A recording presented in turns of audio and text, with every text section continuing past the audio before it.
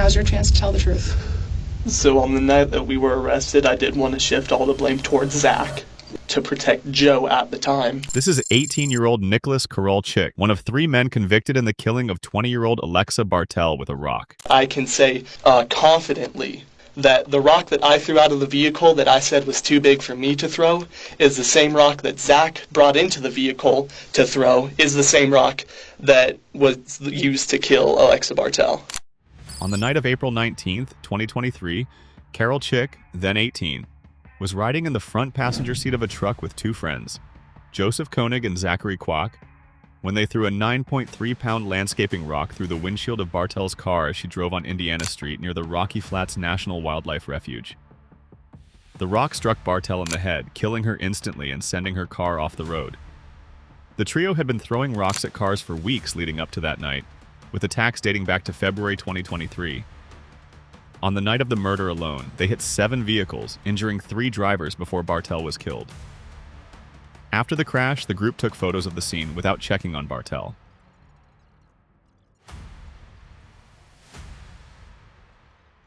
So I guess my first question right off is, why do you want to talk with us today?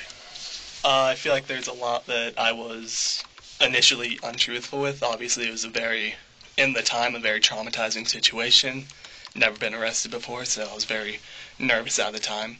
So there's a lot that I want to clear up. There's also a lot that, wasn't initially stated. And I feel like you guys obviously deserve to know the truth. The family deserves to know the truth. Okay, appreciate that.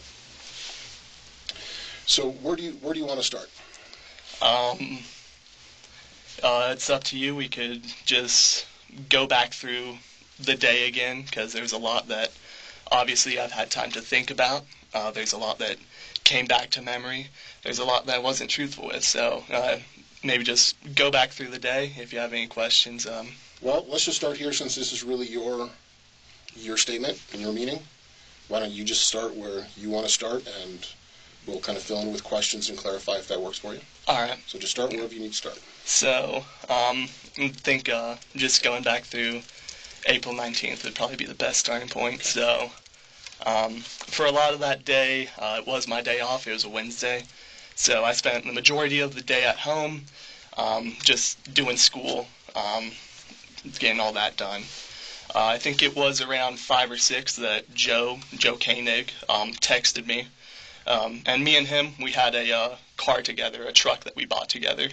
So we needed to move it from point A to point B, point A being our friend Diego's house, and point B being a lot that we were renting to store the truck. So I met up with him at Diego's house, and he took the truck, and I followed him in my truck, and we dropped it off at the lot. And then afterwards, we decided to hang out some more. So it was around that time, around that 5 to 6-ish, where Joe asked if we wanted to pick up Zach, and I told him sure. So he's the one who initiated that communication through, I believe, Snapchat. He texted him.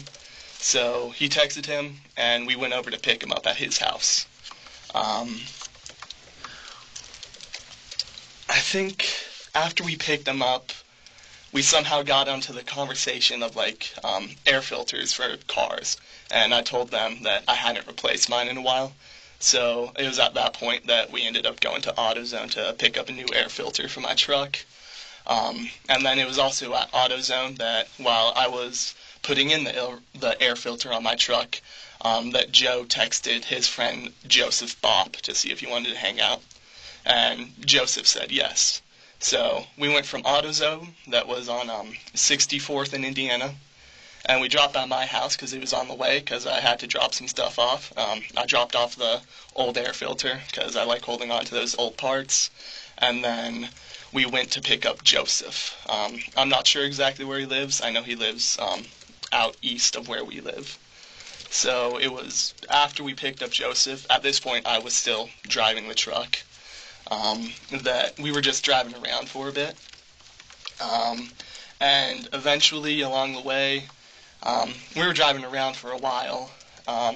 We ended up at the Walmart that is on, I believe, 72nd and Sheridan. So we dropped by there. I remember we parked on the south side of the lot, but the south entrance was closed, so we had to walk to the north entrance. It's just one of the things that stuck out to me. So we went in, we used the restroom, all four of us did, and then we went through the auto section just to look at some things. And while we were there, we did shoplift a couple items. I feel like that's the least of my worries at this point. So we did, me, Zach, and Joe did. I don't know if Joseph did. So I took a small can of WD-40, so did Zach, and so did Joe. And then Zach also took a pack of Starburst while we were exiting the store. Then it was in the Walmart parking lot. We were kind of messing around. They had one of those, those posters where it's like, we buy junk cars, and they have the little pull tabs that has the phone number on it. Yeah, I was messing around and putting those pull tabs like under people's windshields, and it was while we were walking back to the car that Joe brought up the idea of throwing rocks, pretty much.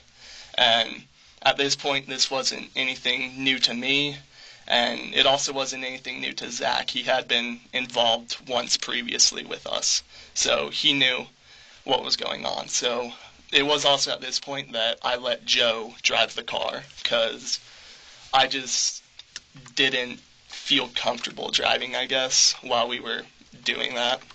So I gave Joe the keys, then me and Zach took the rocks. I'd like to say we got 4 or 5 each. And it was when we got back into the car that Joseph asked to be dropped off. So from that Walmart, we headed like northeast-ish to drop Joseph back off at his house. And then it was while we were in Joseph's neighborhood that we initially started throwing the rocks at parked cars at that point. So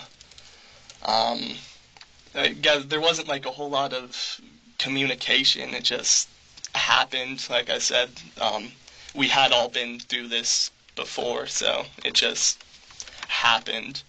So obviously we're just going there, and as we're driving through the neighborhood, we're throwing these rocks at these parked cars.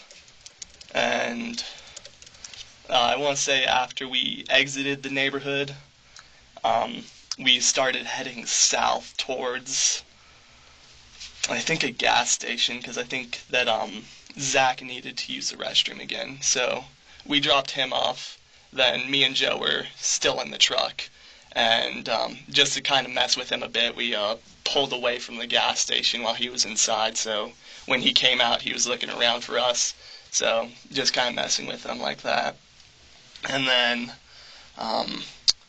we pulled towards this like office building, kind of where we hid out and looked at him. I don't really know the exact location of the gas station, but we pulled over there, and then, after we left him alone for like 5 minutes, kind of just messing with him. We went back around and we pulled up, and he just hopped into the bed of the truck. And it was at that point Joe was still driving, so he took off south again.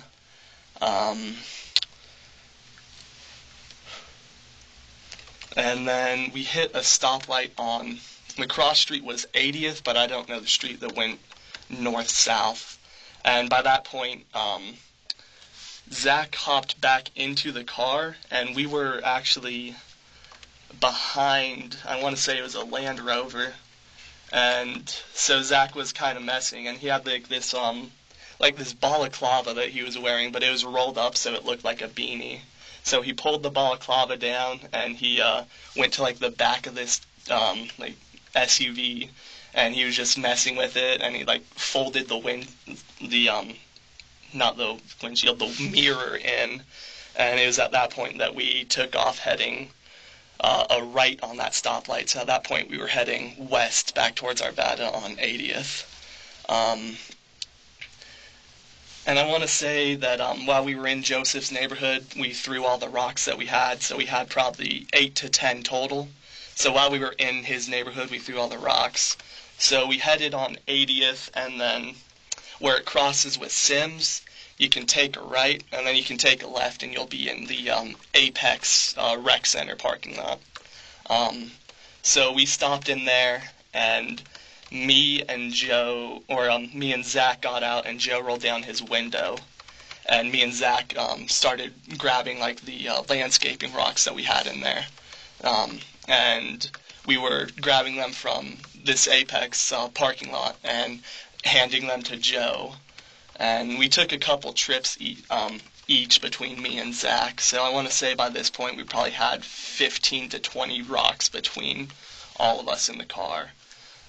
So it's at that point that we exited that Apex lot and we started heading west. And I'm not sure what the cross street is, but if you take the road, it goes to a 90-degree turn where it turns from that to Alkire.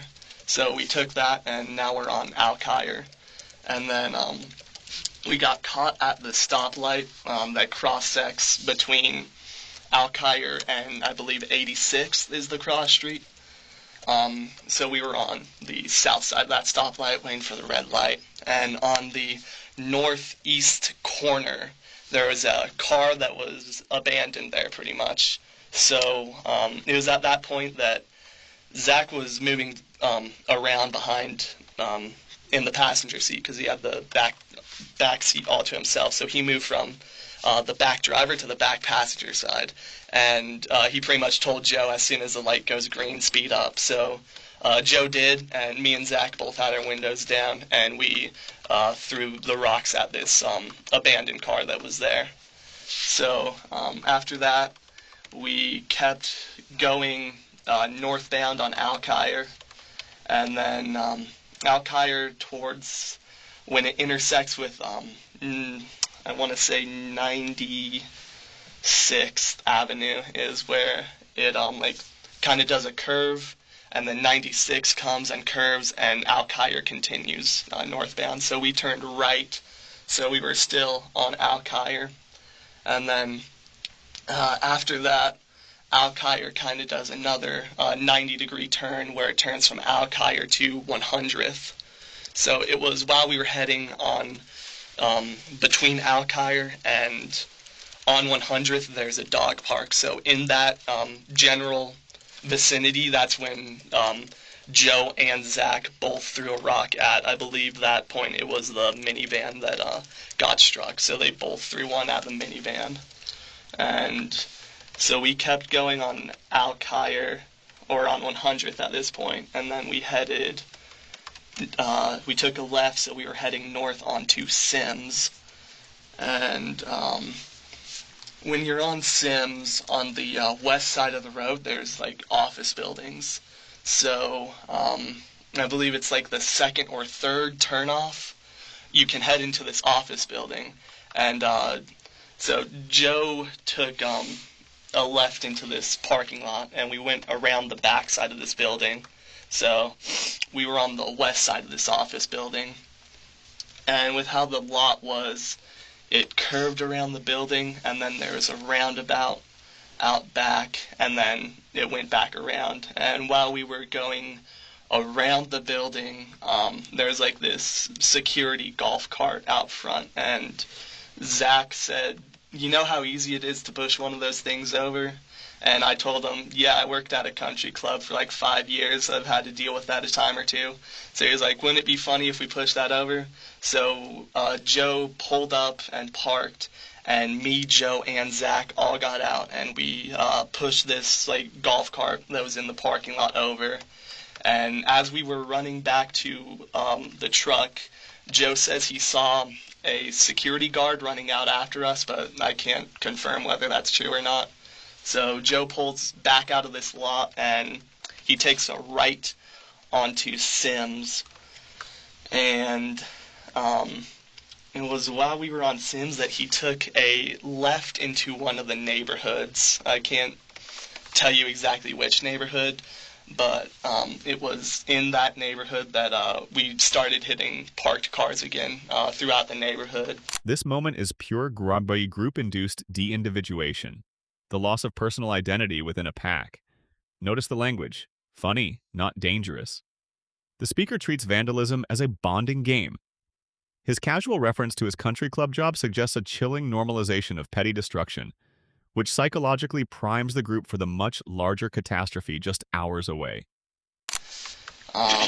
So we were doing that, and eventually we came out on the other side. So this neighborhood's like between 108th and like 100th, so we came out on 100th. And by that point, we were out of rocks, or close to. I think we had a couple more at that point. Yeah, we had a couple more at that point. So we turned onto 100th, and we took a right out of this neighborhood, so we were heading westbound again. And when we got to the end of that, we turned...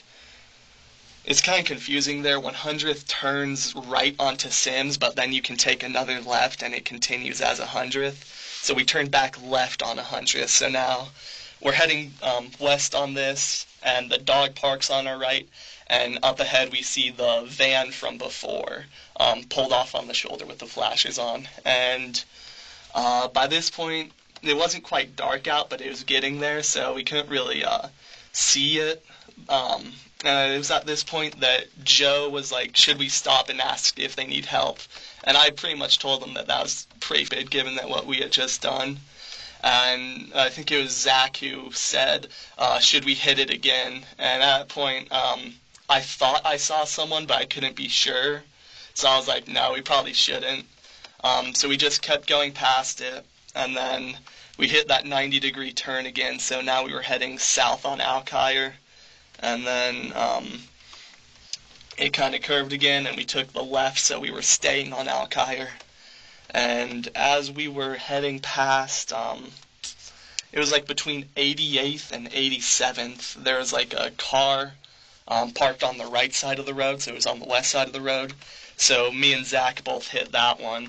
And then it was at that point that we hit 86th Avenue, and we took a right, so we were heading west on 86th. And then from there we turned left on, once we hit Indiana, so we were heading south, and then we took another left, so we were in the Come and Go parking lot. So it was while we were at the Come and Go that we got a couple of snacks. I got a couple iced teas for me and Joe, and Zach saw some people he knew in there, so me and Joe just went out to the car to wait for him. I smoked a cigarette while we were waiting, and he was taking a while, so Joe stayed in the car, and I went back inside to, see what was taking him a while. So I went up to him, and he was like a group of people, I assume, that he knew, so I kind of was messing with them. I put an arm around him. I was like, is this guy messing with you? And they were just talking about, like, plans for prom. So they talked for like another, couple minutes, and then me and Zach went back outside to Joe. And at this point, Joe is still driving, so he takes us out of the Come and Go lot, and we turn right onto Indiana. So now we were heading north on Indiana. And then we passed a couple of stoplights, and then we turned left onto Candelas Parkway. And it's like a couple hundred yards. You can take another left, and there's just this road that kind of winds around, and there's like a medical center right on the corner there. So we took that, and we went around this road, and where this road ends up, there's like a big dirt field around the like west end of it. So there's like this big dirt field that you can drive into. So Joe took us up there, and it was while we were there that we grabbed some more rocks out of the, like, I guess just the earth that were just there. So we went there, and we grabbed more of the rocks, and then after that was done, he took us back out onto the road we were on before, and then he took a left into the medical center's parking lot, and he was pretty much looking for more rocks, and he like drove around the whole lot, and we got to the exit, and he stopped by like the right side of the exit pretty much. There was like a whole bunch of like little stones there, and Zach got out, and he was like, hey, help me with this. And it was like one of those like brick wall kind of separating the parking lot from the hill. I don't know if you like kind of understand, but he was like, help me with this, and so I tried to help him, and it was cemented down. And it was kind of, as I was getting back into the car, there was like one of the rocks there. It was a pretty bigger one, and it was like all muddy and all that. So I took it and I tossed it out of the car. And Joe was like, hey dude, what are you doing? And I was like, that's too big. I don't know if I'm gonna throw that.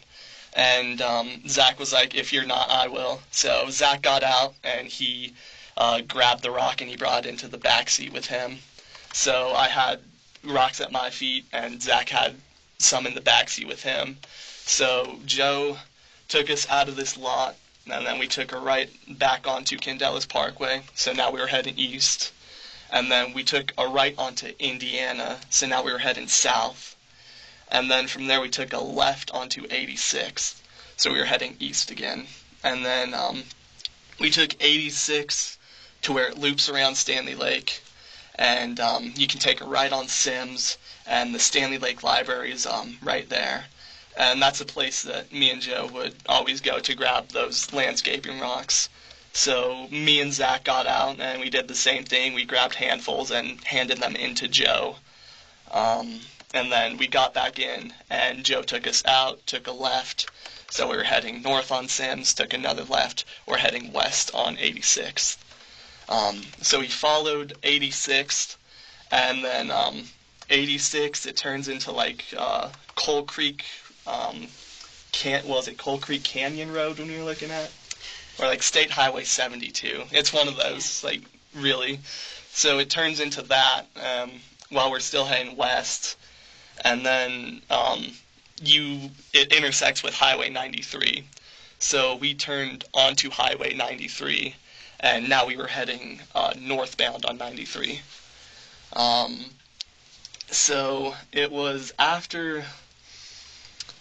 off the left side of 93, there's like a bar and grill there, and then the Highway 93 kind of curves a little bit.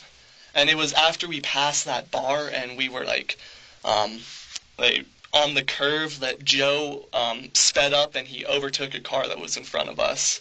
And then it was at that point that Joe and Zach moved from behind me in the passenger seat to behind Joe in the driver's seat.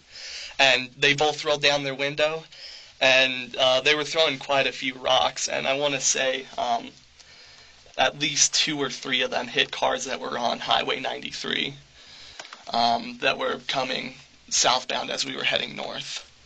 So after that happened, off Highway 93, you hit a stoplight, and you can turn right onto 120th Avenue.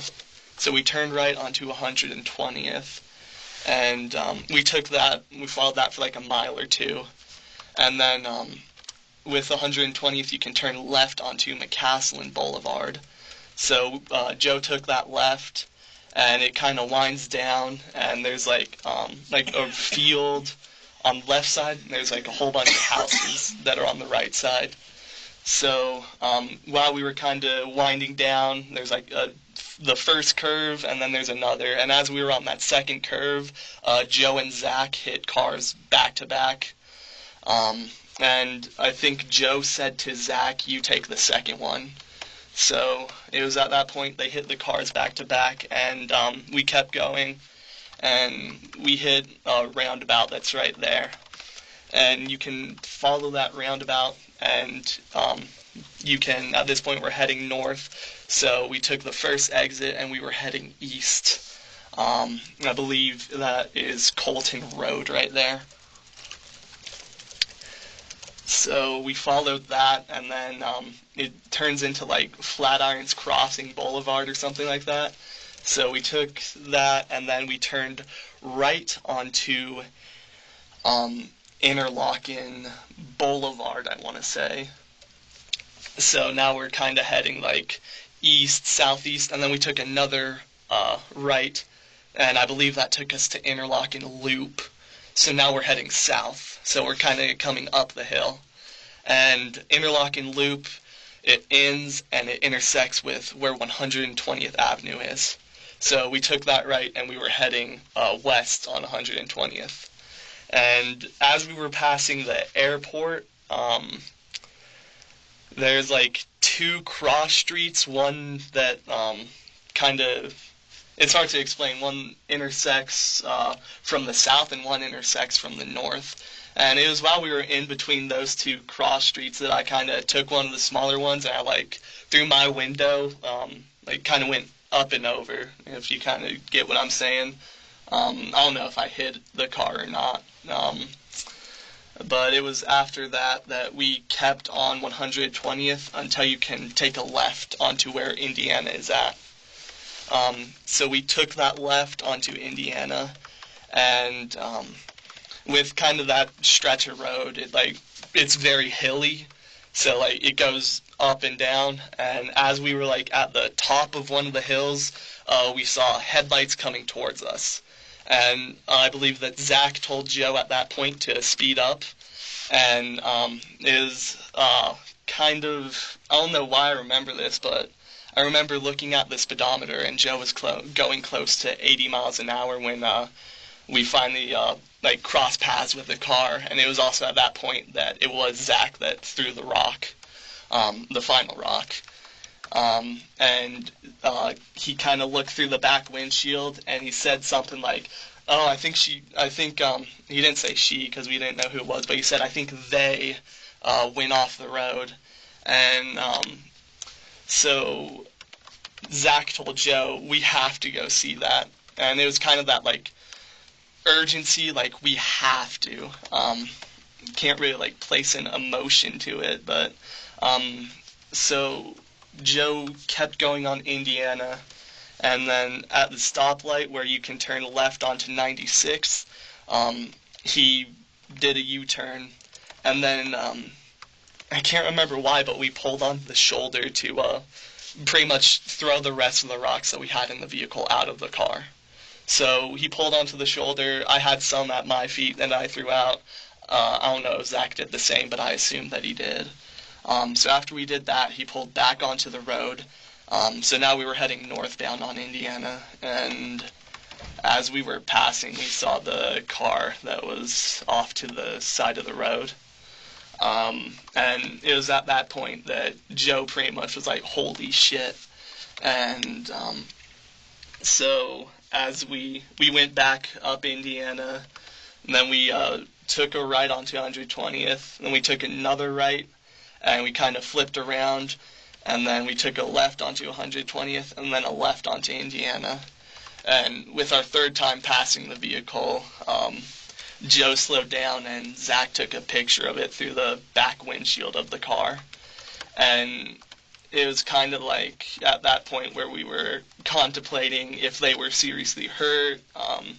And it was at that point where I think it was Joe that brought up that we were never going to talk about that again, and we were never going to do that again. And we all pretty much, Joe took us to Zach's house, which was in the Leiden Rock area, and we dropped Zach off, and then he took us back up to where his car was parked at our friend's house. And that's kind of where we separated for the night. And then pretty much after we separated, I was coming back out of Leiden, and I just like, it's hard to explain, but I just had like a terrible like kind of gut feeling. So instead of taking a left on 86 that would take me back to my house, I took a right. And in doing so, I ended up back on Highway 93. So I took another right, and I pretty much retraced what we had done. So I was going up north on Highway 93, and I saw the cars on the side of the road.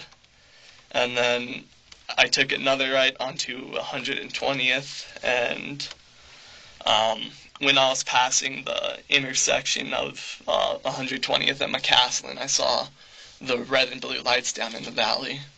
So I kept going, and I turned left onto Interlochen, and then I took another left onto Interlochen Boulevard, and I took another left onto Flatirons Crossing / Colton Road.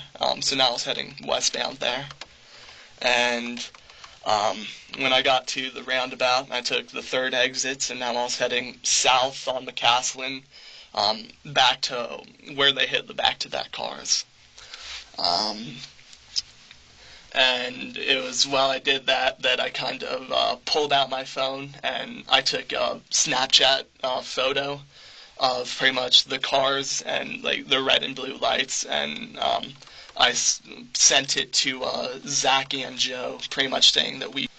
And so it was after that I went back up and I took a left back onto 120th and I took a right back onto Indiana. And it was while I was heading down Indiana that, while I was passing by, there was like shiny stuff on the road, so I assumed that it was glass. And when I looked in my rearview mirror, I did still see the taillights there, and I didn't see any other cars. And I guess that was like the point where that kind of gut feeling I had was just kind of confirmed. So after that, I kind of, I went back to the come and go, and I got gas, and I was kind of just like pacing around. I was like really nervous, like really afraid at that point. And after that, I went back home, and I would say I went to sleep, but I really couldn't sleep that night. So that was pretty much what happened that day. Yeah, a lot.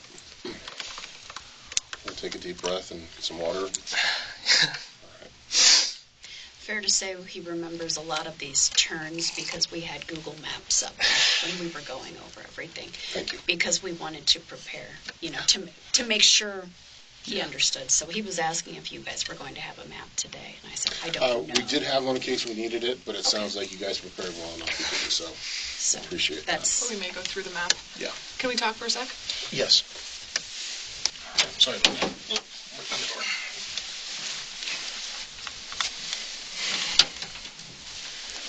Okay. We have a lot to unpack there. Yeah. Right? I heard a lot of wheeze and kind of you believes, a lot of indirect statements in there, and we really need to work through some of that so we have a true understanding, right? Okay. Obviously, there was some question at the beginning of your first interview about your level of truthfulness before, and I appreciate you coming forward and correcting that now, right? So then, is the statement that you just gave us completely true? Yes. Okay. So let's take a step back and ask the most important question that all of this is about, okay? Who actually threw that rock that hit Alexa's car? Zach. Okay. Describe where he was in the car, how he was holding it, what he said, and as close to the detail of that moment as you can, please. So Zach was in the back left side of the vehicle, so he was behind the driver. And he had his window down because I heard the wind, and he told Joe to speed up. I did not see him physically throw the rock. So what I was doing was I saw the car coming towards us, and I was kind of, I guess, tracking it as it was coming towards us. And I want to say as it was like pretty much front to the left of our car. So I was kind of looking at it like this, and I saw Joe there. And it was at that moment that I glanced down at the speedometer, and I saw that we were going 80. And after I did that, I looked back, and I didn't witness him throw the rock, but I saw him looking back and the car starting to, I guess, curve off of the road. Where were Joe's hands? 10 and 2 on the steering wheel. Yes, sir. Okay. Where did that rock come from? I believe that the rock that was thrown was the one that I had dumped out of the car, and that Zach said if I wasn't going to throw it, he would, and it was the one that he picked up and brought into the back seat with him. Why do you think that? I believe just because of how big the rock was, and then by looking at the photos, I think that I can say confidently that the rock that I threw out of the vehicle that I said was too big for me to throw is the same rock that Zach brought into the vehicle to throw, is the same rock that was used to kill Alexa Bartel. This is the core of the psychological autopsy. When directly asked who killed Alexa, the speaker points to Zach, but his own story cracks under pressure. This is confabulation, filling a memory gap with plausible logic rather than actual recall. His certainty wobbles between "I know in my heart" and "I have a black hole." The emotional weight here is immense. He's trying to convince himself as much as the detectives. Detective, can we take a moment and step outside? Okay.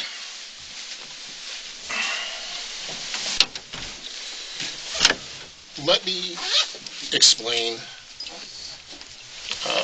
the interruptions, okay? Just so we're all on the same page and there's nobody hiding anything from anybody else. That includes to you, right? At the very beginning of this, before you started your narration of the events, you talked about being dishonest in your first interview, right? And wanted to set things right for the family, okay? Honestly, what you just told us, absent a little bit of extra detail, matches the second version you told detectives the night of. So my question to you, what part of that first interview were you deceptive about? I was deceptive about my involvement. I was deceptive about the entirety of Joe's involvement. I was deceptive about events that happened and where they happened. Okay. Very specifically, one of the purposes of this meeting was to address and correct who threw the rock. Do you agree with that? Yeah. Do you also agree with the fact that what you just told us is the same person that you said the night of? So now you are not correcting anything. Yeah. Okay. And you understand how that looks? Yes. Okay. The question is why should we still believe you? We've now gone back and forth several times, right?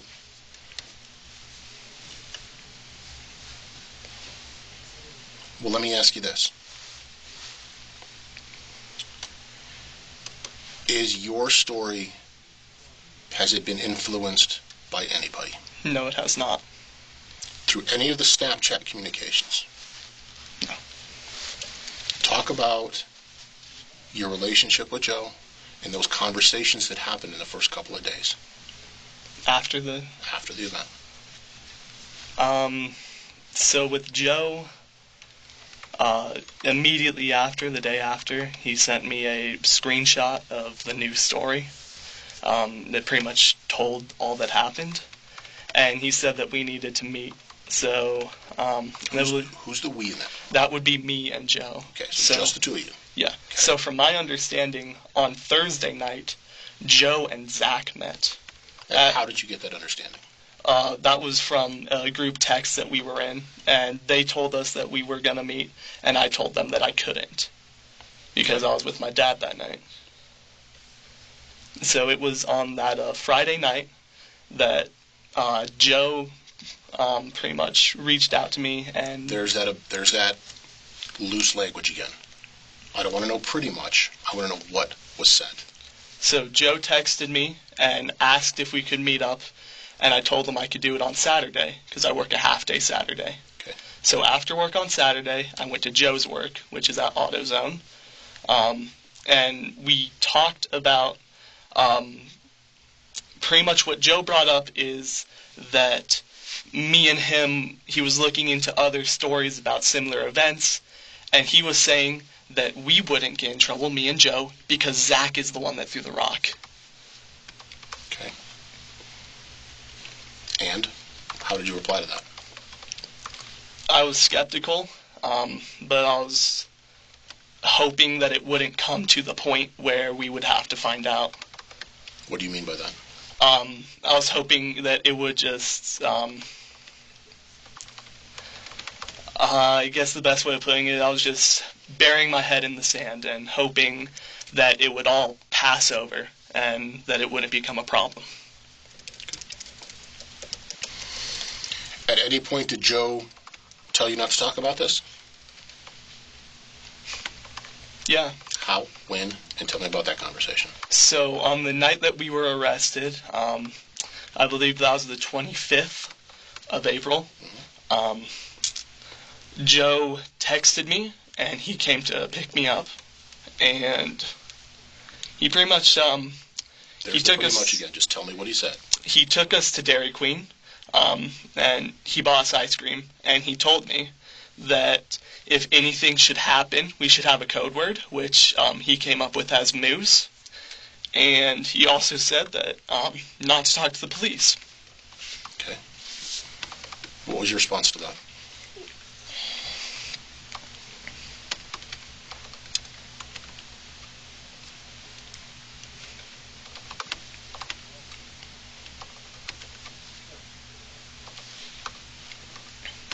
I agreed with having a code word, but I don't remember what I responded to when it came to talking to the police. What would you need the code word for? He pretty much said if anything should happen. What does that mean? Pretty much what happened, if cops come knocking at your door, he would send the code word to me or I would send it to him. Did you get a text, any communication from him that night? Yes, I did. Okay. When was that in relationship to when law enforcement showed up at your door? It was right as it happened. Okay. Tell me about the agreement about not talking to us. I guess just as general, just Joe doesn't like cops, and that's just pretty much his response whenever something like this happens, just don't talk. Did he articulate any consequence? Not that I recall. Okay.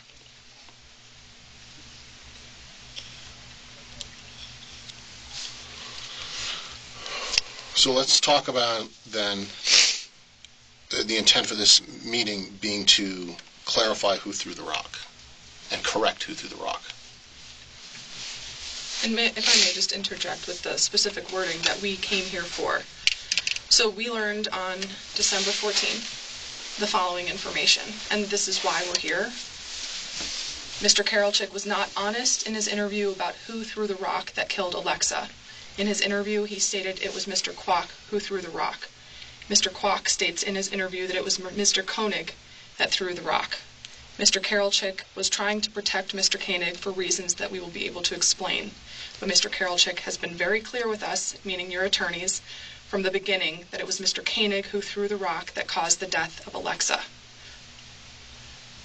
Why did we get that information on December 14th? It is now January 4th, and we're not getting that information from you. So at that point in time, and after I was arrested, I was going through Discovery with them, and we watched Zach's interview. And in Zach's interview, he stated that it was Joe that threw the rock. And that had me second guess my interview. And I started thinking about it, and there was just a hole in my memory, and I couldn't remember who had done it. And I can't remember any conversations about it being done. So I thought that maybe I was wrong.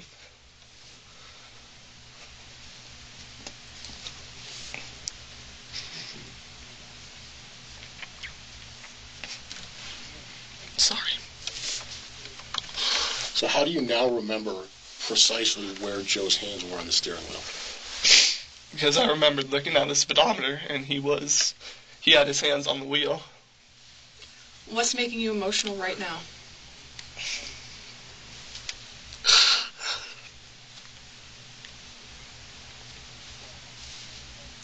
I just feel like I got it wrong again.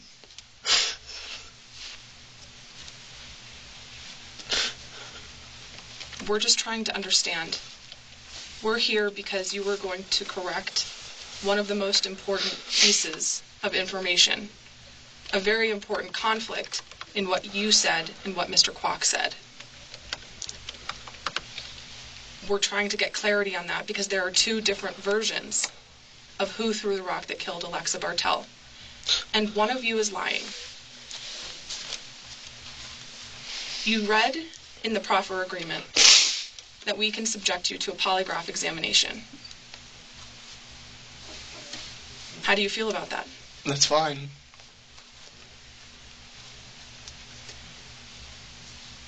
You say you remember both of Mr. Koenig's hands on the wheel, but you also just said you have a black hole in your memory. So that's internally inconsistent just in the last moments. So tell us what we can believe here.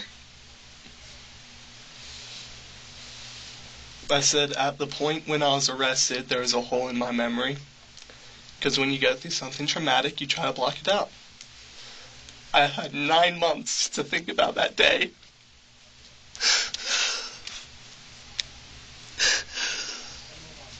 Nine months. And I can tell you with confidence that I do believe it was Zach.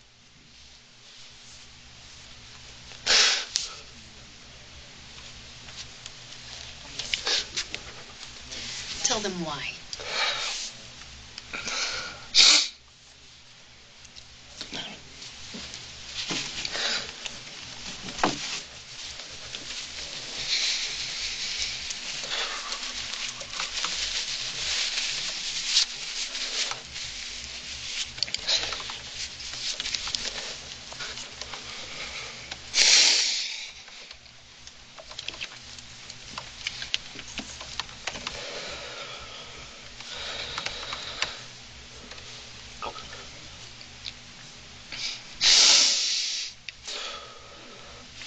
So I told you earlier, when we were in the parking lot of the medical facility, that I threw one of the bigger rocks out of the vehicle.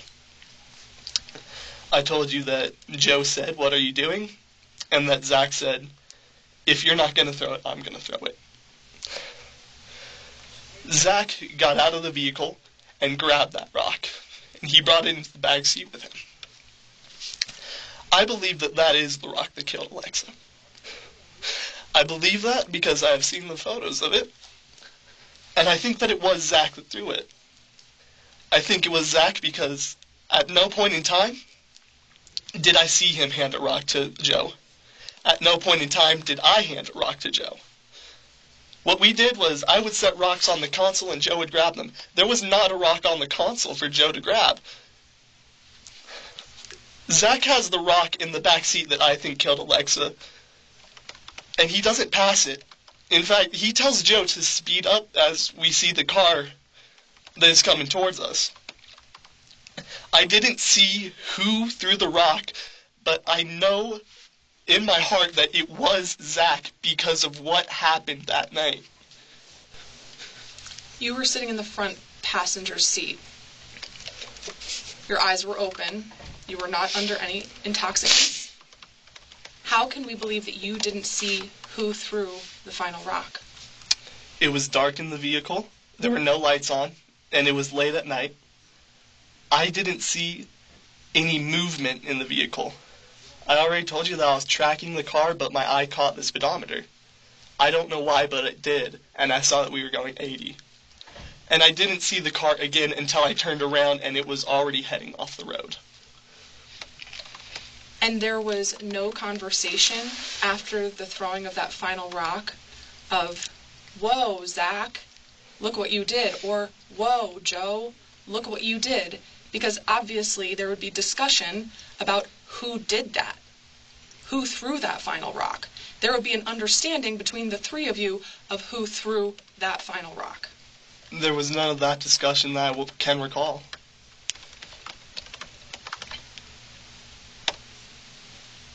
What was the discussion? After the rock was thrown, Zach did say, "We have to go around and see that."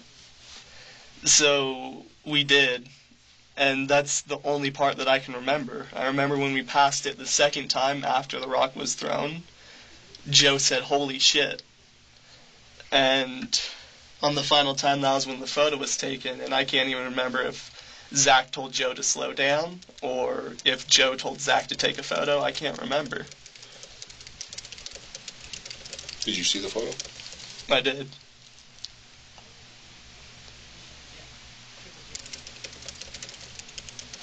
Over to you.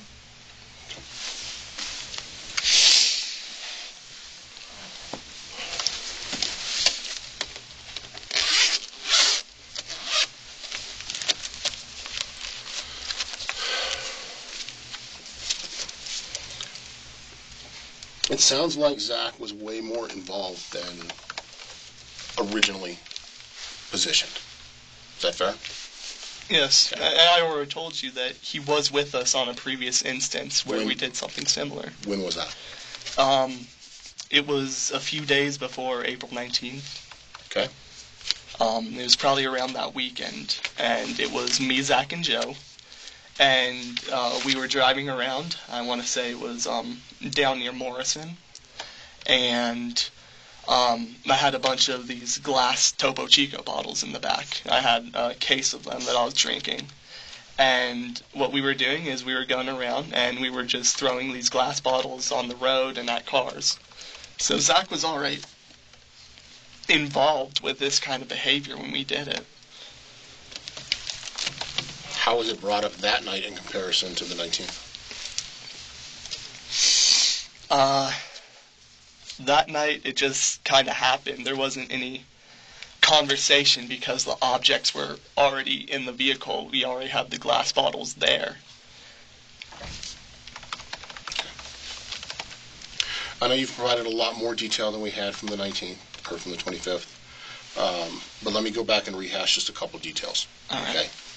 You're talking about your being in your car. Describe your car to me. It's a 2016 Chevy Silverado 4-door. Do you know the license plate? Not off the top of my head. Okay. Who owns it? My parents do. And that's the car that you were driving that night. Yes, sir. And you were listening to the radio? Joe had his Bluetooth connected to the car. So Joe's iPhone that displayed in the Bluetooth log was Joe Canning's phone. Yes, sir. Was he using his phone during the time frame you guys were out? Not that I recall, but he normally does. Like, he'll send Snapchats and stuff while he's driving. Okay.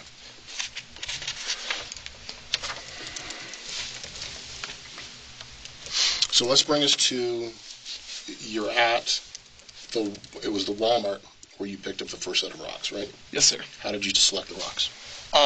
They were just in that Walmart. There were medians in the parking lot, and we just grabbed them from there. We didn't really take time to select. We just grabbed handfuls. Where did they end up in the car? I had some on the floor in the passenger seat, and Zach had some on the floor in the back seat. Was there any handing of the rocks forward and backwards? None forward and backwards. If Joe needed them, like I said, I would set them on the center console for him. So all the rocks that were in the back seat went where? They were used by Zach.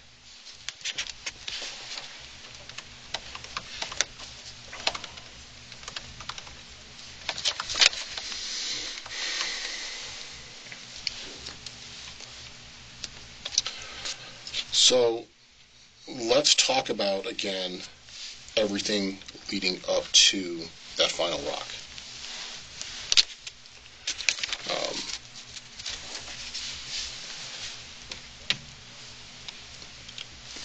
Tell me about the two vehicles that were on McCaslin. So as we were coming down McCaslin and going through the second curve, Joe is the one that saw the two vehicles. Okay. And at that time, him and Zach both had their windows rolled down. Where is Zach sitting? Zach is sitting behind the driver. Okay. So it was Your at that window point. up or down? Both of the windows were down. So Is your window up or down? my window was up. Okay. So Joe said to Zach, "You take the second one." Did you say anything? I did not. So where are these comments about target left, target right, or whatever? How did that come into play? It didn't really happen like that. There'd just be a car, and it'd be like take that one. We wouldn't be like, go left or go right. I can't remember the exact wording he used in his interview, but there wasn't anything said like that. It was just kind of an understanding. Like when we were at the stoplight and Zach told Joe to accelerate through it, me and him both knew that we were going to target the car that was on the shoulder of the road. And it was on the which shoulder? So as you were going through the cross street of Alkire and 86, it was on the northeast corner.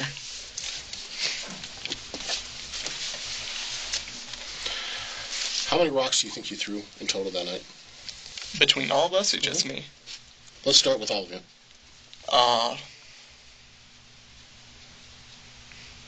Probably around like 30. And how many of them were you responsible for? Probably a third of them.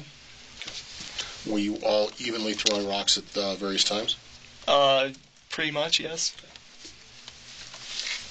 You made some comments in your first interview. You said, I just had a feeling that somebody was going to get injured.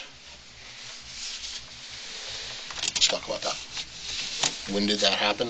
When did you make that feeling? What made you feel that? When I was talking about that gut feeling after we finished up, that's what it was. That someone had gotten hurt. After you finished up? After, yes. Then, but your statement was you had a feeling that somebody was gonna, future tense, get hurt. So tell us why you anticipated that someone would get hurt before Alexa Bartel was killed.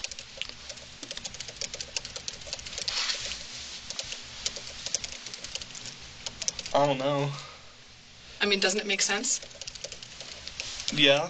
You said in your first interview you were targeting drivers, targeting people. I don't know if I specifically said we were targeting vehicles. People, I said we were targeting vehicles.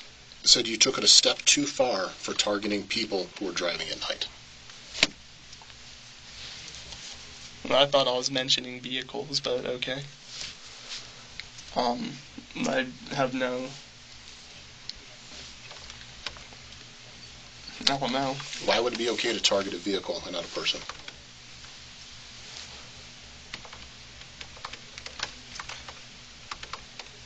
None of it's okay.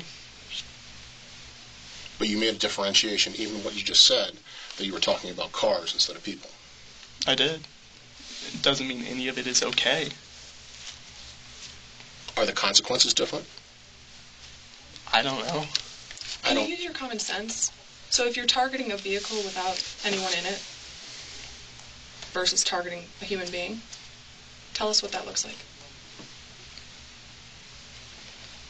I'm not sure I understand. Are you talking about a human being, like, alone or in a vehicle?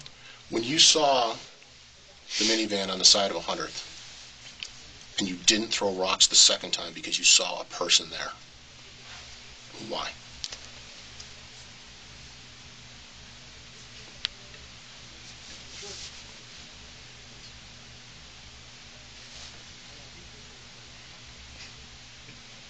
Oh, no. I can offer an explanation, but I don't want to put words in your mouth. I'd like to hear what you have to offer, but I can't give you a direct statement because I don't know.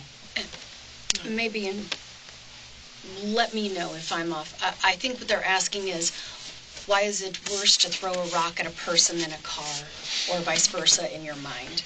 Am I close? Yes. I guess it's the difference between materialistic and what happened in this case where someone ended up dead.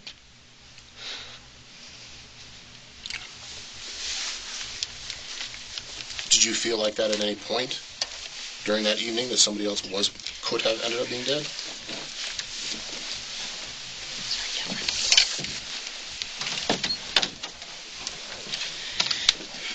Sorry, Detective, I missed that question. Yeah. I was just trying to circle back to building what you just said about, the consequences of the person, right? We've already talked about that you threw the rock on 100th and Sims. And you saw that when you guys looped back around, you saw the car sitting there with a person there. And you decided not to throw the rock a second time. So that tells me that there was something in the decision-making process that happened that made number one different from number two. That was what I said. That was the first time that Joe and Zach threw the rock, because they both did. Yep. And then when we were coming back, the car was on my side. Yep. And Zach moved over as Joe was passing it. Mm-hmm. And he said, should we hit it again? And I thought I saw someone, so I told him no. Bingo. That's what I'm talking about right there. Explain why you said no.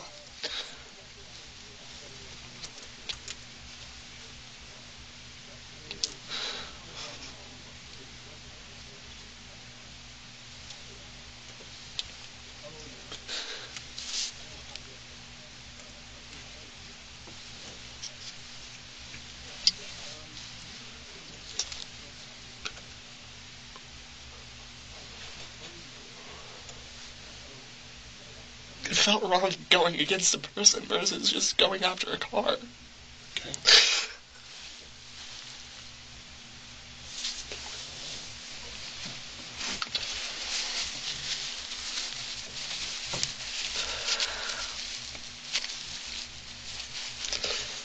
So you understood that there were consequences of a person being impacted by the rocks. I understood there were consequences about everything, but a person getting hurt isn't something that you can repair. Okay.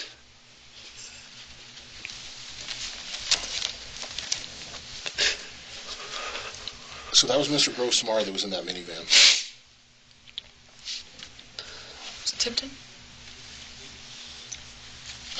No, Tipton was on 93.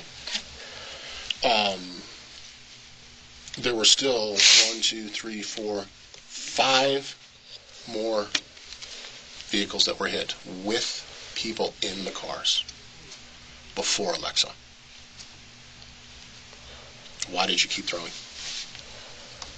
And I say you, since we did a lot of we at the beginning. We're going to talk about the you generally, then we're going to talk about the you specific, okay? Why were rocks still being thrown from the car? I can't answer that question. That's something you'd have to ask them. Okay. Did you throw any of those rocks? No.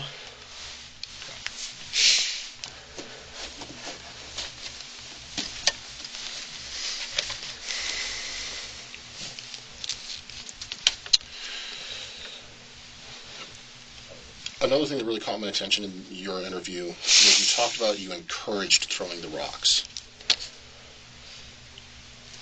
How did you do that? Can you talk about that a little bit? So I guess that really happened as like kind of that group reaction when you'd hit a car or you wouldn't, especially when we were going through neighborhoods, and it was just I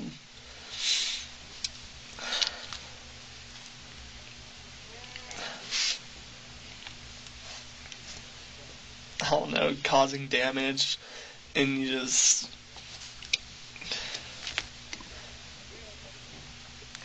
Again, the question is not how it continued. The question was how did you specifically encourage throwing through the night? So, like, what did you do to participate in that culture inside the vehicle? I mean, I can't give you exact quotes, but I know that we just kept doing it. No one said anything to stop anyone else. How about you? We're talking about you in this case. You said you encouraged it. Did you ever tell them to throw a rock? No. Did you cheer if they did? Yeah. Okay. So you see kind of like the two different sides of encouragement, right? Yeah. So talk about your demeanor inside the car that leads to the encouragement. I guess when you get excited after a rock is thrown, people are going to want to do it more. Okay. And you feel like your demeanor, your participation propelled that? Probably.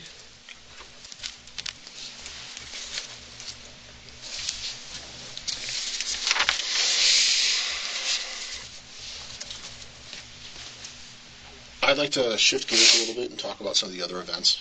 All right. Okay, so let's kind of take a step back and see if we can get some level of clarity on the big picture of the group. All right. Does that sound fair? Could I use the restroom before? Absolutely. All right, thank you.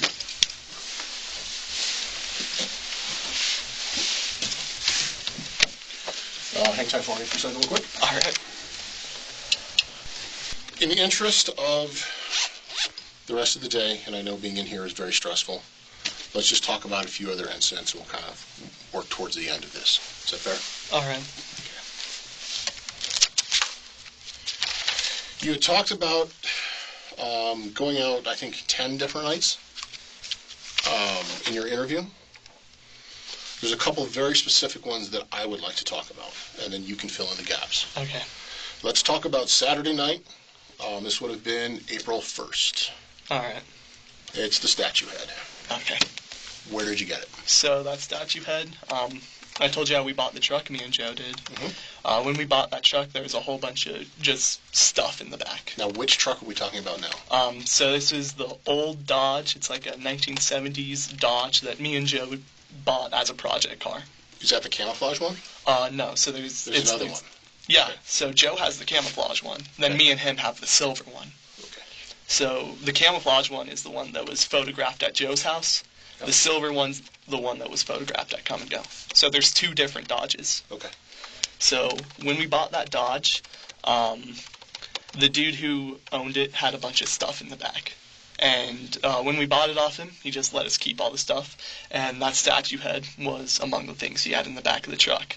Okay. So, What was that thing made out of? it wasn't super heavy. I'd say it was like made out of some like,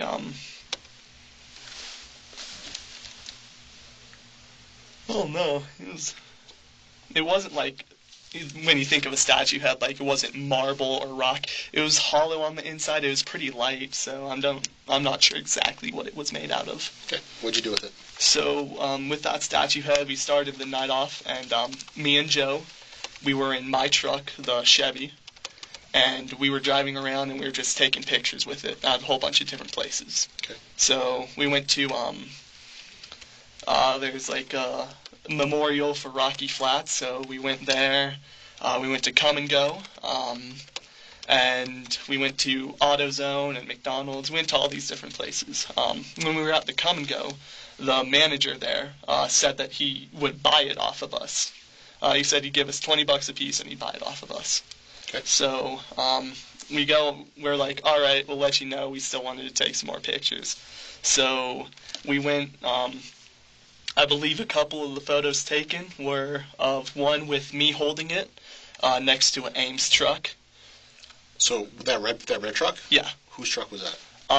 So that was this dude, I don't know his name, but he was just a complete, so we thought it'd be funny to take a picture of me flipping off the camera in front of this dude's truck. Okay.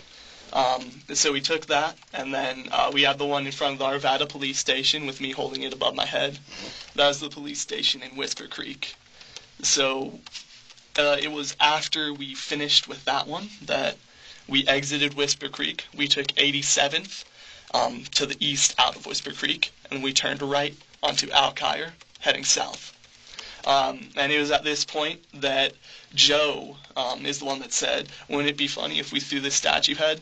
And I told him, that'd be pretty. We were just seen all over town with it. Mm-hmm. And he was like, yeah, but it'd still be pretty funny. And I was like, okay, you do what you want. So we had the statue head in the bed of the truck. I was driving, Joe's in the passenger seat. While we were at this stoplight at the cross-section of Alkire and 86th, we were on the north end of the stoplight waiting to head south. Joe hopped out of the car, and he got into the bed of the truck. So I kept driving southbound, and that's when the other vehicle that was heading north came at us, and Joe threw the statue at it. What can you tell me about that vehicle?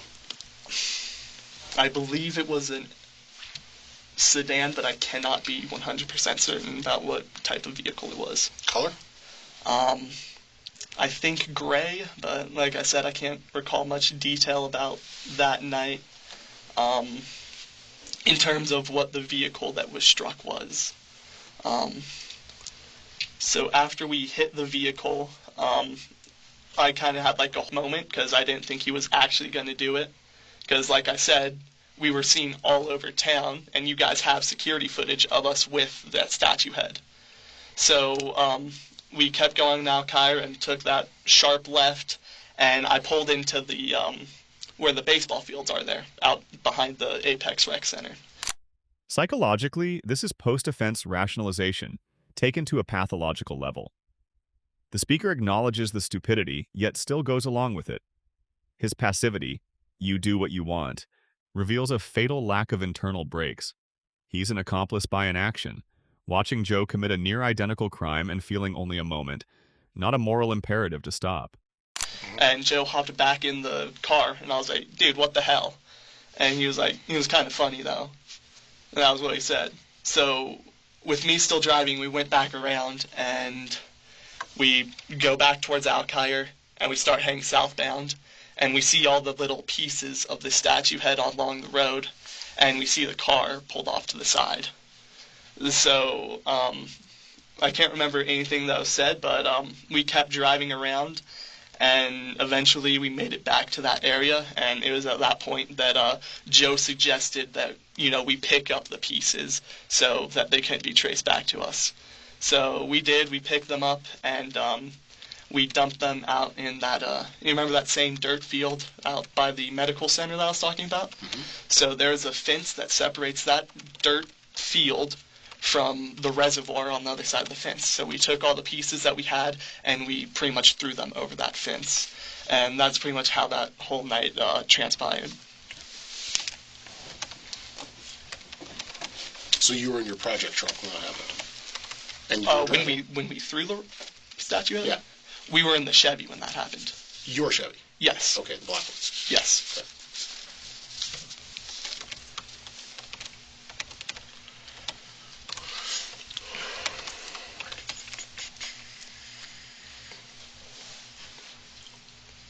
So, moving backwards again, well, let's focus on this. When you guys went out and throwing these objects at cars, how did you choose where to go? Like I said, normally Joe would drive. I think that statue head was the one-off instance where I was driving. Okay. So normally Joe would drive, and he would just go randomly. Normally we wouldn't stay in Arvada.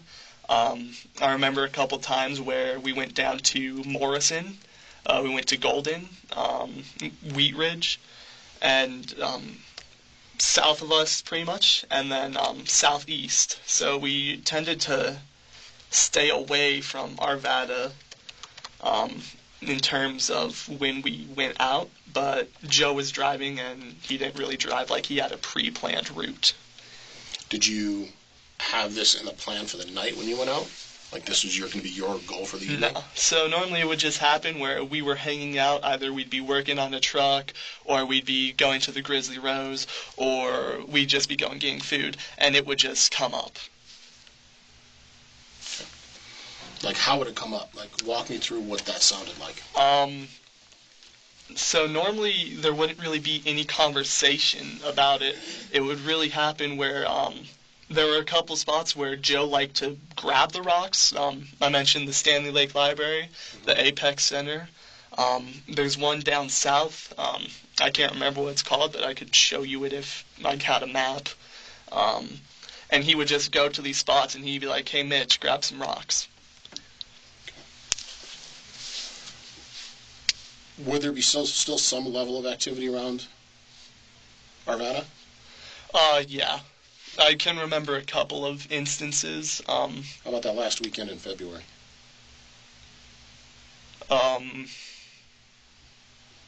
Which one was that? It's a Saturday night on February 25th. I can't tell you for certain if I recall that one. 80th and Sims, Kipling, Alkire, and 80th.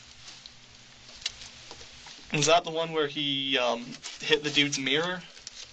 I don't know. I'm asking you. I can't recall the specific night. Tell me about the tail lights of your project car. The taillights? Yeah. No, what about them? So you have this in full video form. This is a still capture from one of the a dash cam that was in one of the people's cars. You notice how you got two illuminated lights on one side? Yeah. And one on the other? Yeah. Did you guys have a problem with one of your taillights at one point? I can't tell you for certain if we did.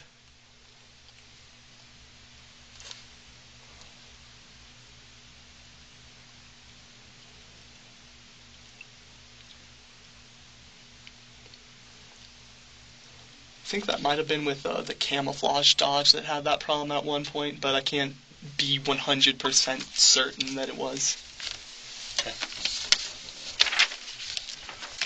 So this would have been southbound on 80th? I'm sorry, southbound on Alkire, just south of 80th?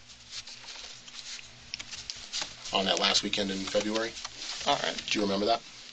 No, And if you don't, I need to know, do you remember that? I do not remember that instance.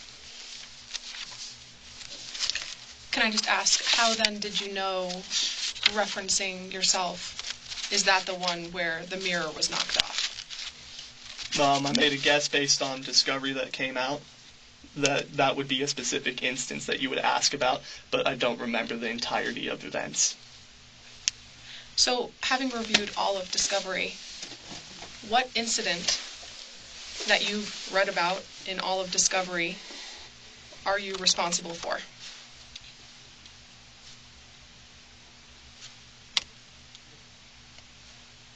I don't know if this incident was in the discovery, but there was this one with it was like this piece of metal that Joe took off a motorcycle or something that he had that ended up getting thrown at a car while we were heading on 72nd, I believe.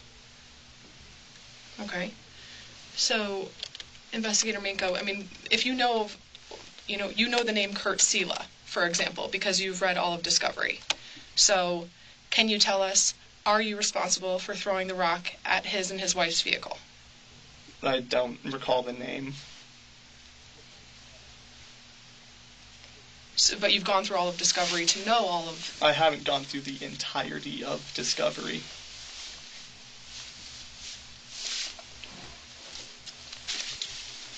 Maybe the type of vehicle would be helpful, make or model would be helpful, rather than specific names. Was it one of the minivans?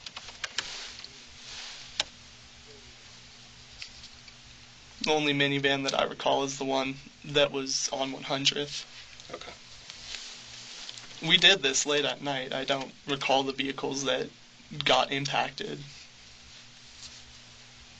Okay.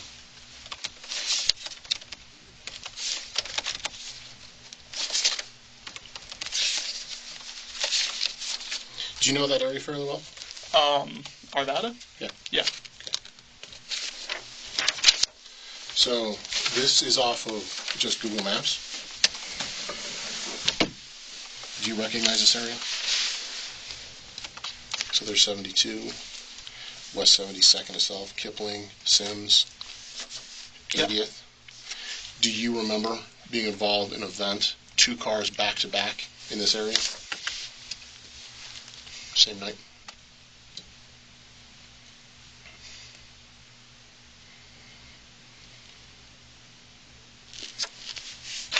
I don't recall details, but I do remember the event you're talking about. Okay. What do you remember about that? So I think it was another night. We were in my truck again, and Joe was driving, and I believe it was while we were heading eastbound. There were cars coming west. Okay. And Joe threw one, and I threw one from here over the vehicle from the passenger side. Do you remember where and here you were? I think it was somewhere between Sims and Kipling. Okay. Was there just one car that night, or were there multiple cars? I can't recall. I think it was just one.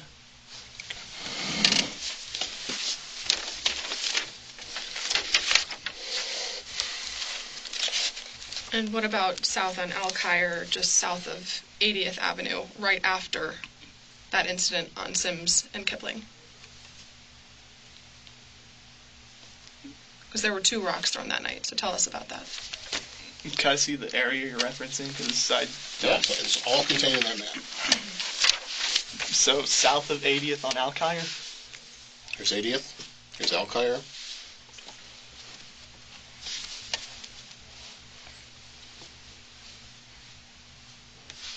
Yeah, that happened right there while we were heading down the hill.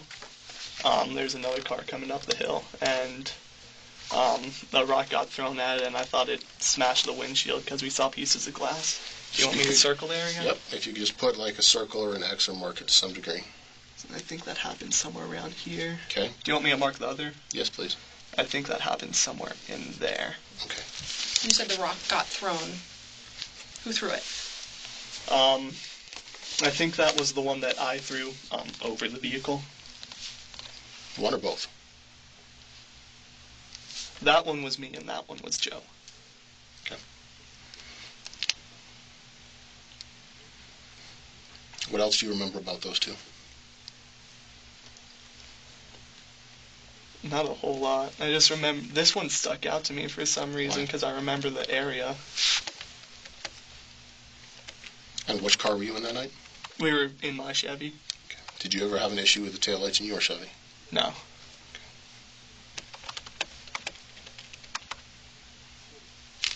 So is there anything else you can tell us about either one of these two?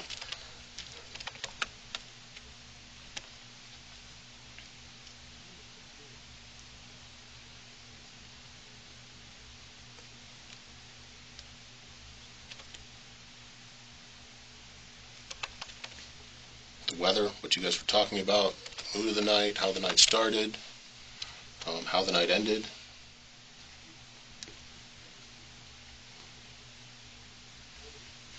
All I remember is it was later at night. I don't really recall any other details. Okay. Can you spell your initials at the bottom of that for me, please? Okay.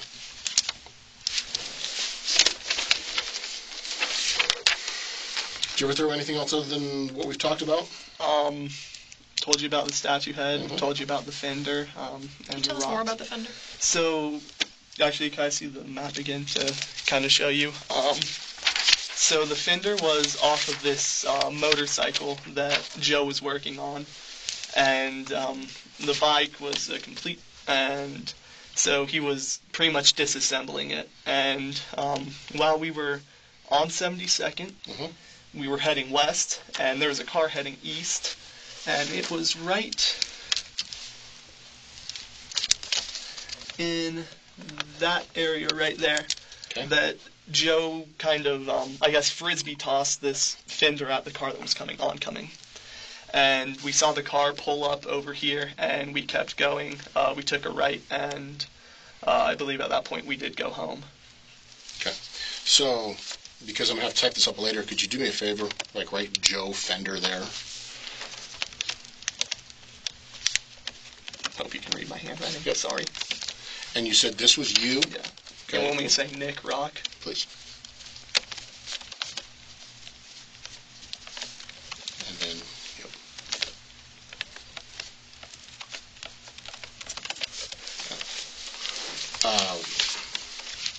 When was that fender incident?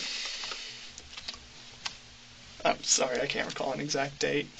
All I remember is the fender because it stuck out. It's kind of one of those, I guess, odd objects.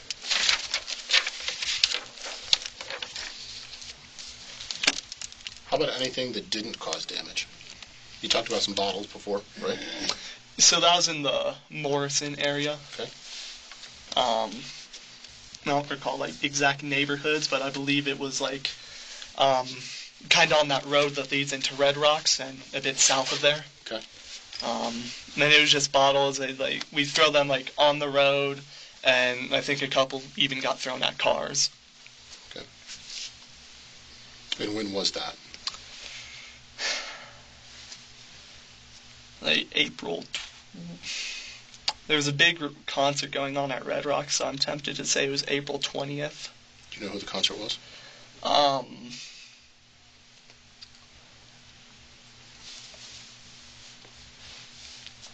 I think it might have been Subtronics, but I'm not 100% sure.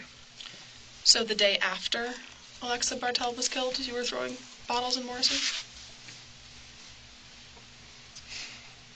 It doesn't sound. It might have been the week before. It might have been anywhere between the 12th and the 19th. You want to see that? Or calendar. Yeah. Ignore all my writing. So the 19th was Wednesday. So the 19th is Wednesday. I'd be tempted to say it was the 15th or the 16th, because I think it was part of that weekend.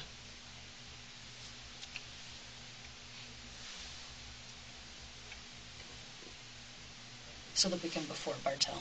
Yeah, so either that 15th or 16th, I'd be tempted to say. There was like an event going on at Red Rocks. Did you ever throw any objects after the April 19th and the 20th, 21st, 22nd, 23rd, 24th? No. So pretty much after the Bartell incident, I guess kind of separated myself from them, and I think I had 2 meetings with Joe, and I didn't see Zach in person after the incident. What did you do after this? After the 19th? I started drinking a lot. Okay. I just tried to keep busy to not think about it. What did you do to keep busy? I'd go to work, I'd try to do school.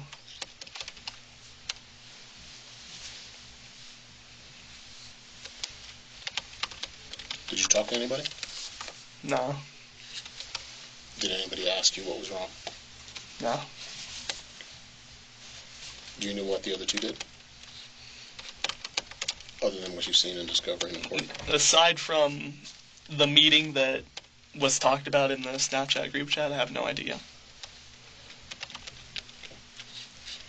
And that's kind of brought us to roundabout 2, an interesting segue. So we've been together here for a couple hours. We've been watching your mannerisms, how you talk, how you carry yourself, the details that you have, the details that you don't have. And there is one very core part of this conversation that has made you more upset than any other. You know what I'm talking about? Yeah. Let's talk about that some more and talk about the why.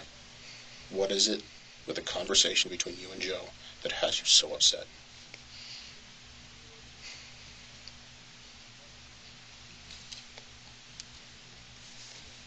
It's easier if you just say it. It just made it all so real.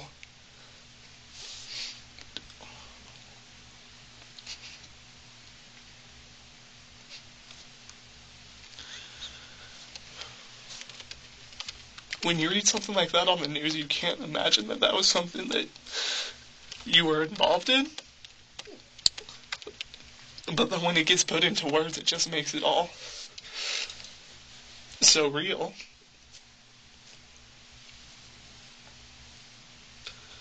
What were the words that was put into? Just talking about what had happened and how we were involved. Tell me everything you can remember about that conversation. So there's the one when I went to AutoZone to see Joe, and we had talked about how that was when we talked about how we would be good because Zach was the one who had thrown the rock that hit Alexa Bartell. And then there was the night that we got arrested on the 25th. And Joe was talking about how he had done research on prior cases where rocks had been thrown at moving vehicles. And he was saying it was a 50-50 chance that we were going to get caught and that we shouldn't talk to the cops. And no matter what, we would be fine because we didn't throw the rock that killed Alexa. So then that brings us into why we're sitting here today. It sounds like you were confident after the night of, even though you had a black hole in your memory. After you had the conversation with Joe, you guys had decided that it was Zach. And then yet, we're at a position when we're having this meeting when we are under the understanding that that was not accurate information. Do you understand why this isn't clear? Yes. How can you speak to that?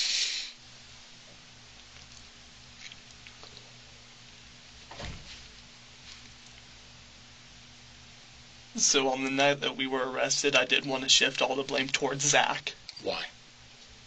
To protect myself and to protect Joe at the time. Why would you protect Joe? Because at the time he was my closest friend. Did he ask you to protect him? No. Okay. So you're shifting all of the blame towards Zach. Yeah. Then what happened?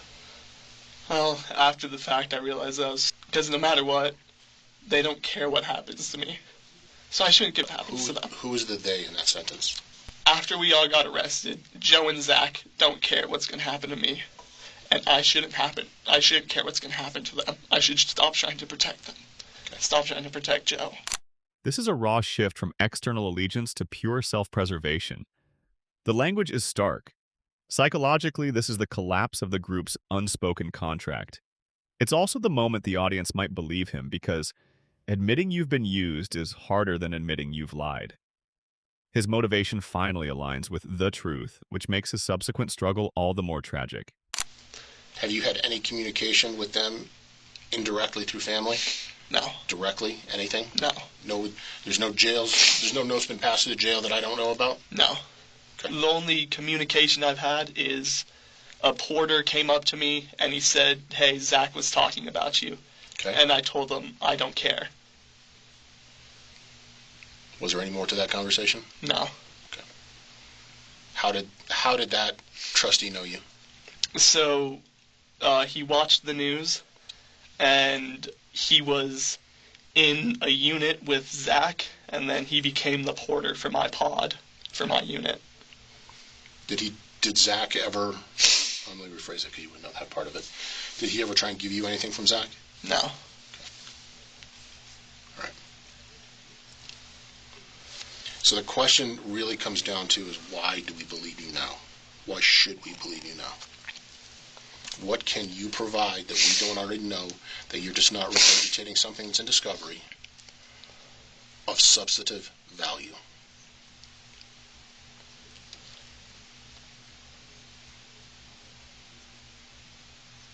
You have no reason to believe me. But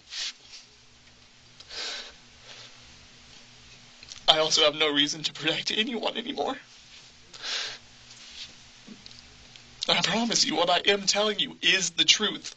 I have no reason to care about Joe or care about Zach. I have no reason to protect anyone. I just want to do what's best for me. So what I have told you is the truth.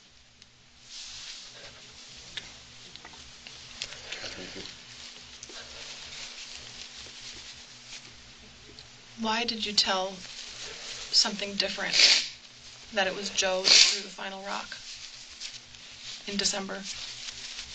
At that point, I did believe it was Joe. I had watched Zach's interview, and like I said, it made me second guess myself. But then, when I was visited yesterday, and I started going over it again, I couldn't think of how logically it could have been Joe. Well, he has hands. He can throw the rock out of the window while he's driving, right? Yes, but as I said before, if it is the rock that I was thinking of, the one that I threw out of the car, then how did Joe come into possession of that rock when it was Zach who brought the rock into the back seat with him? So instead of focusing on specific rocks, because I think that that's asking a lot of you, because it was dark in the car, there were a lot of different rocks. We wouldn't anticipate you can distinguish, this is the one that hit victim 1, this is the one that hit victim 2. What's more reasonable for you to remember might be what you personally observed while you were in the vehicle on the most eventful night and moment of your entire life.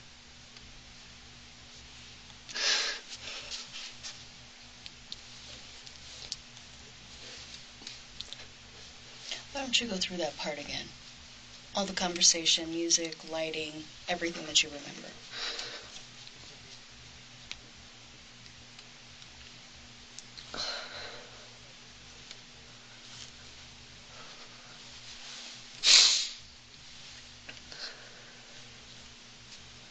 Let's start with Joe speeds up to 80.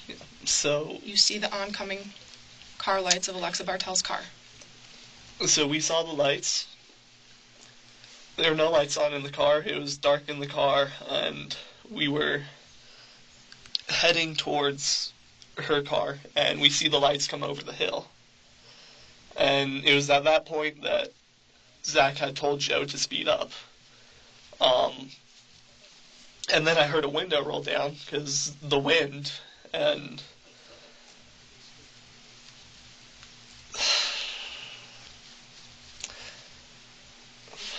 I just remember tracking the car. What does it mean, tracking? Just watching the car as it's coming towards us and just kind of following how it's moving. What's the conversation at that point?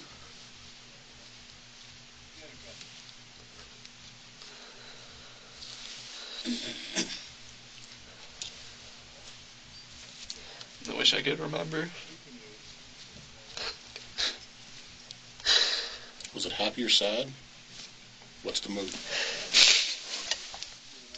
Can't remember. I know that we talked about heading home. That's why we were heading on Indiana. We were going home.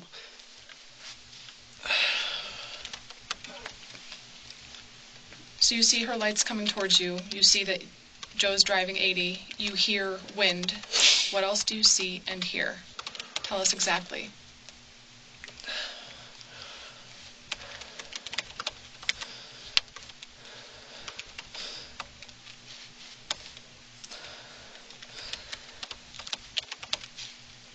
Joe was playing some song because he was still connected to the Bluetooth.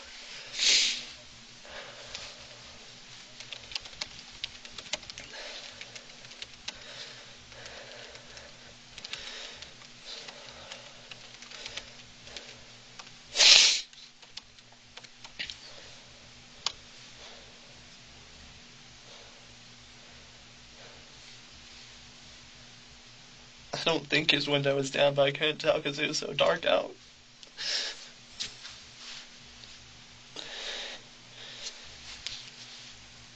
And just looking behind and seeing the car roll off the road. So you skipped a period of time in there. Tell us about the period of time that you saw with your own eyes after you see Alexa Bartel's car coming towards you, and then you see it going off the road. You skipped that. And you're playing it in your mind's eye right now. We're watching you play it in your mind's eye.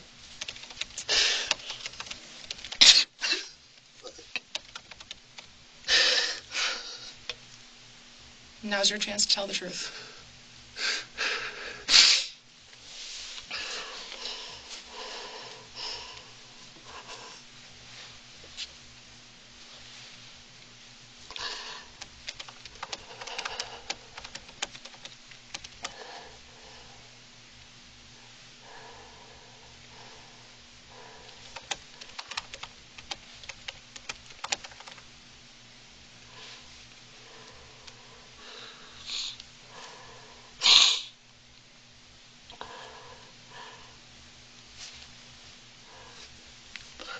I can't remember what fucking happened.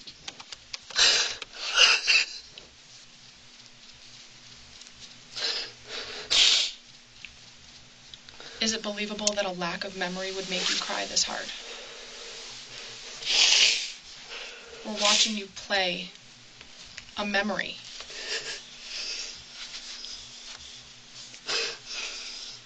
Tell us what you're seeing in your mind's eye. That's all we're asking of you.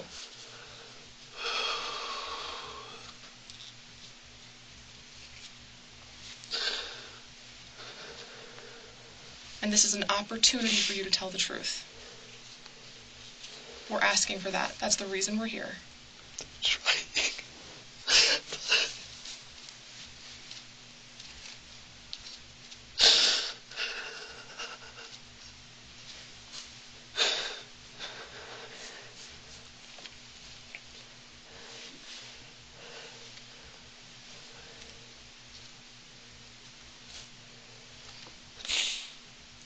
Right, step back for a minute.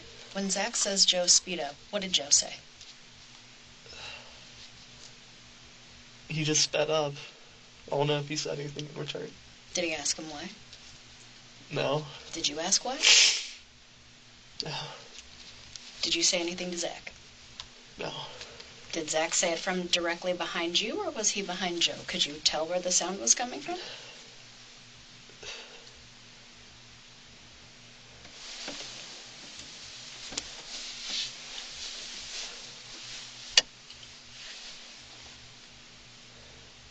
Or can you see Zach?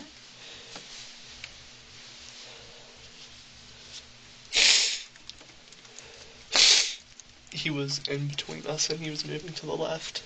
Okay.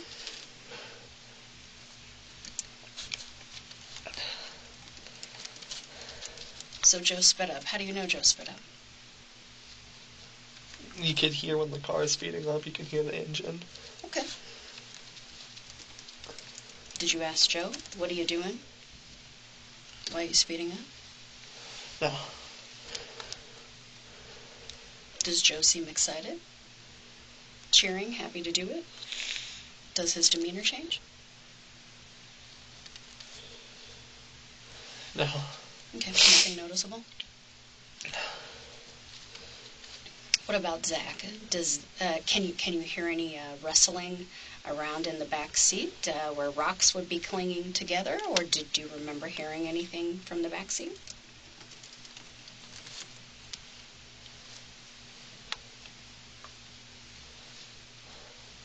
No. Do you know where Zach had his rocks in the back seat? No. Where were the rocks in the front? They were on the floor on my feet. You said earlier you would put them on the console for Joe. Did you put them on the console? There were no rocks on the console for Joe. So instead of these kind of pointed questions, I want you to tell in your own words where we were, what was going on in your mind's eye.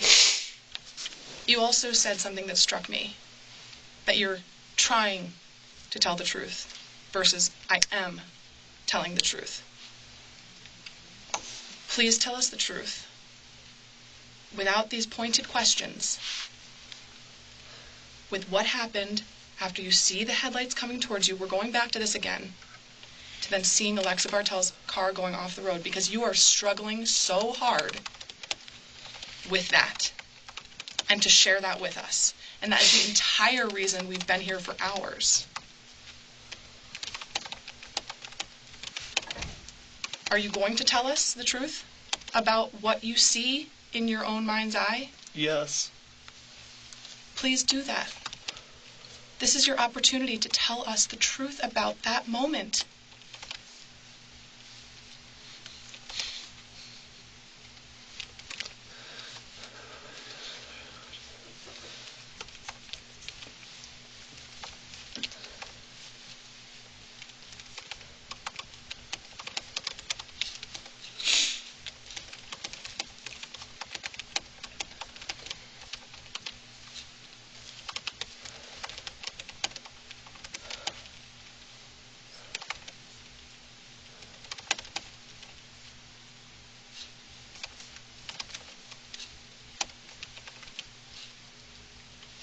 The window was halfway down. Zach's was. Windows in the back seat don't close all the way on my truck. I remember seeing his window. Just that much of it. Zach's window was down.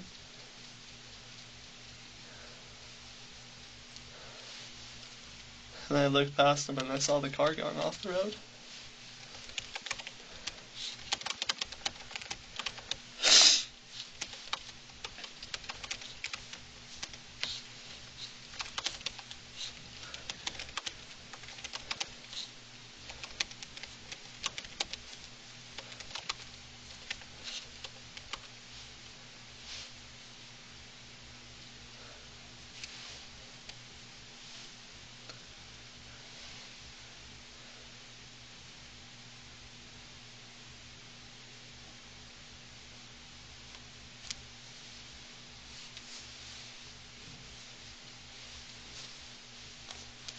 The rock would have already been thrown if, at the point that I saw the speedometer, at the point that I saw Joe and I didn't see him throw it. If they threw the rock as it passed us, it would have gone through one of the side windows. So when the car was right there and I saw the speedometer, the rock it had at that point been thrown.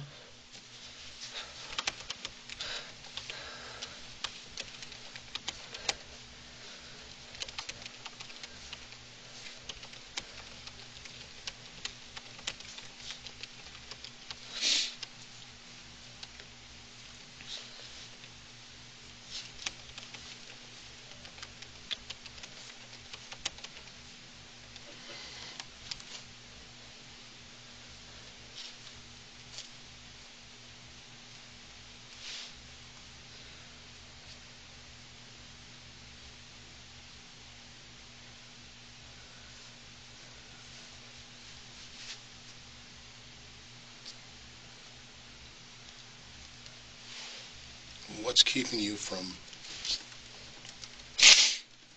telling us what happened in that moment?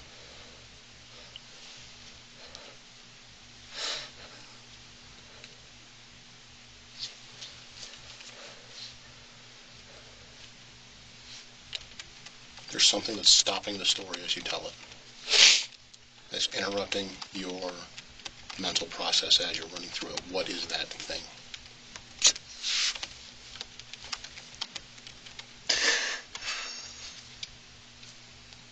Is it because you still have allegiance to Joe?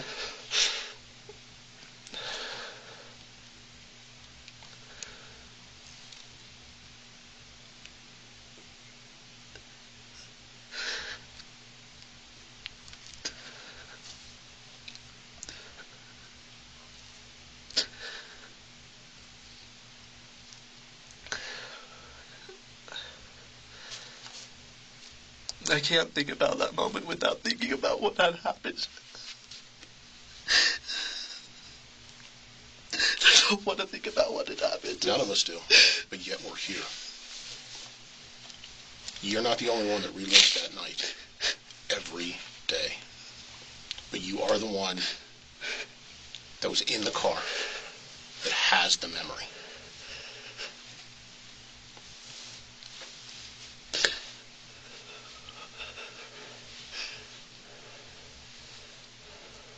It looks like there's a real internal struggle where you could tell us something,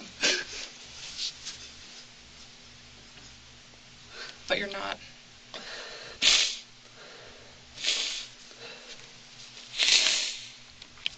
Why aren't you telling us something? There's something important, I just can't think of it. There's something there, but I just can't think of it.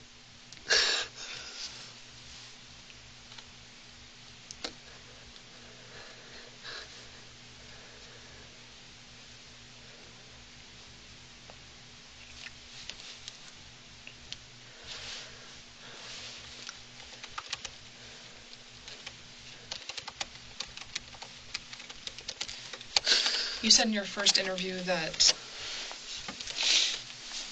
you were glad to get something off your chest, to get it off your chest.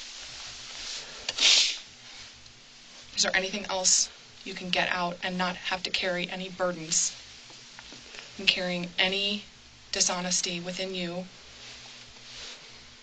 and so that everyone can move forward with only the truth out there?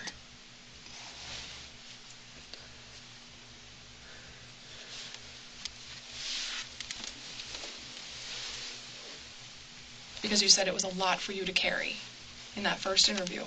And you're clearly carrying a lot right now when we're asking these questions about the most crucial and critical moment of so many lives.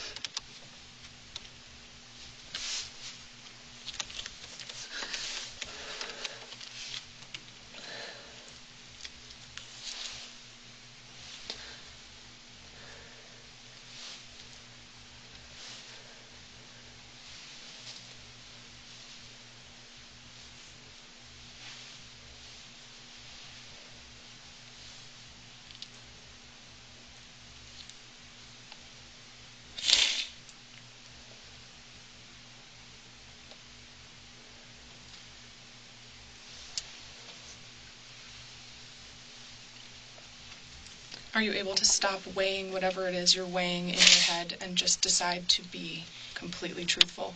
To be a completely truthful person, to come completely clean with that memory?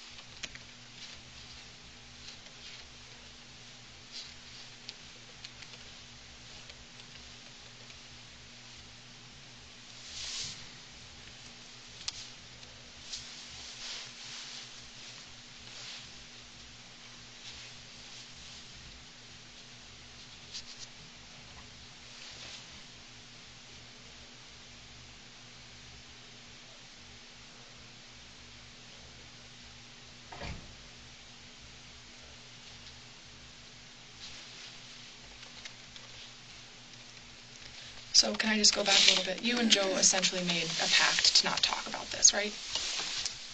You had an agreement? Sure. Okay. And you signed paperwork today to be completely honest, right? I did. And is it true, would it be fair to say that those two agreements conflict with each other? Sure. Okay. Is that the struggle we're watching you deal with? Yes. Tell us about that. Tell us about why you're struggling with that. We understand. Do you still care about Joe?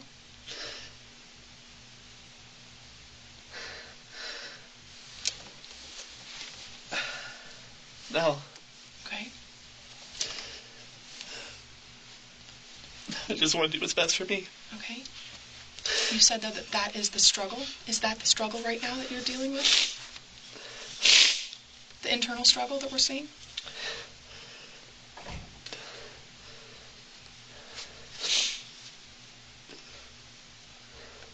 I'm trying to remember what exactly happened in as vivid detail as possible.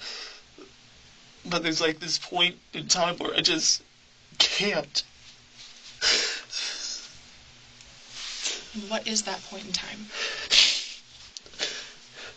After I looked at the speedometer and before I saw her car rolling off the road. There's just that 1 second period where I just don't remember what happened. Did you say that you saw the speedometer after the rock was thrown? After I saw the speedometer and before I saw the car roll off the road, but I'm not sure when the rock was thrown. And you'd used the passive voice, the rock was thrown, versus saying, when Zach threw the rock. That's interesting. That's an interesting choice of words. Kowalczyk took a plea deal in May 2024, pleading guilty to second-degree murder and attempted first-degree murder in exchange for testifying against Koenig. In May 2025, a judge sentenced Kowalczyk to 45 years in prison, followed by 8 years of mandatory parole. Koenig was later convicted of first-degree murder and sentenced to life in prison. Quack received 32 years.